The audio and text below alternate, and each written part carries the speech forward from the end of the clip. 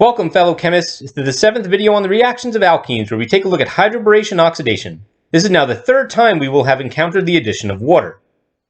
The first time was acid-catalyzed, where the alcohol group ended up on the more substituted carbon. The previous video covered oxymercuration reduction with a different mechanism but same result. In hydroboration-oxidation, water again adds across the double bond, but the location of the alcohol group will differ. This is the flipping the script on product distribution I warned you about at the end of the last video. Let's find out why it happens. The why requires our general chemistry knowledge about elements' tendencies to want a magic number of valence electrons in order to be as stable as possible. Hydrogen has 1, while helium is extremely stable with 2, or a duet of electrons. Beyond that, the magic number is often 8 or an octet. Neon and all bigger noble gases have natural octets. Elements either gain or lose electrons to get a duet or octet. You may have noticed borane, BH3, as part of hydroboration-oxidation, and boron only has 3 electrons. In the compound borane, boron shares electrons with 3 hydrogens, and boron's count has increased to 6.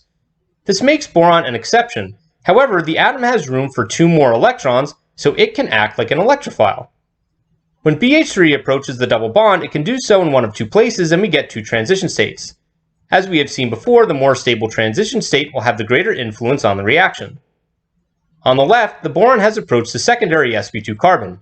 As it does so and bonds begin to break and form, we get this transition state. On the right, the boron has approached the primary sp2 carbon.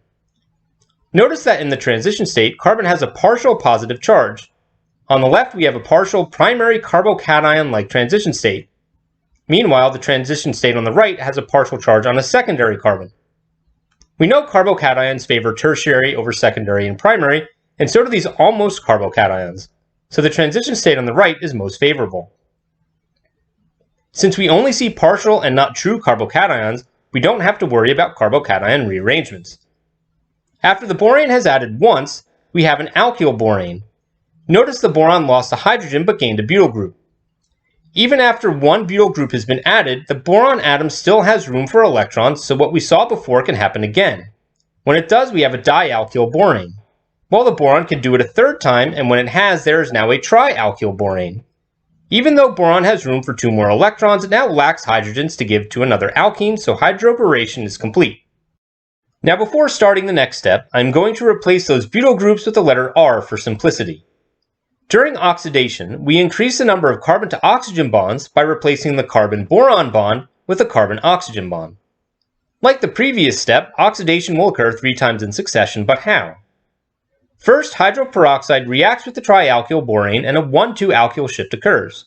There is now an oxygen on the alkyl chain and an OH leaves. This oxidation process repeats 2 more times until oxygen is on all 3 alkyl groups. When it concludes, though, there is not an alcohol in sight. However, the OH that left a moment ago returns and product formation begins. First, the OH bonds to the boron and kicks off an alkoxide group.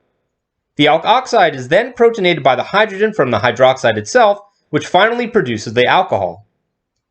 This process will repeat 2 more times until every alkoxide group has been kicked off and then subsequently protonated. Boron, which started out in borane, is now part of a borate ion, which is nice, I guess. Overall, though, the oxidation process replaces the boron with an alcohol group, so we get 3 primary butan 1-ol molecules as the product of this reaction. In summary, we have seen water add to an alkene in 3 different ways. When acid-catalyzed, the water adds across the double bond. We need to be aware of potential rearrangements, and it ultimately favors tertiary over secondary and primary. During oxymercuration reduction, the result and regioselectivities are the same, but there are no rearrangements.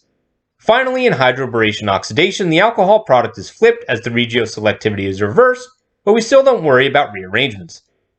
We get this flipped result as the borane first reacts with 3 alkenes and bonds to the less substituted sp2 carbon. Oxidation occurs via the hydroperoxide ion, and there is now a carbon-oxygen bond.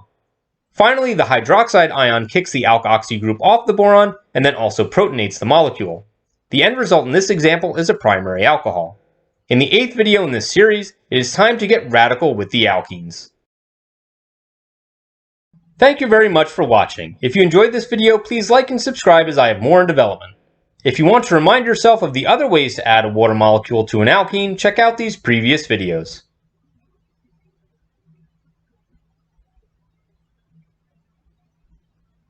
As usual, feel free to get in touch with me via email, social media, or if you would like, make a request in the comments.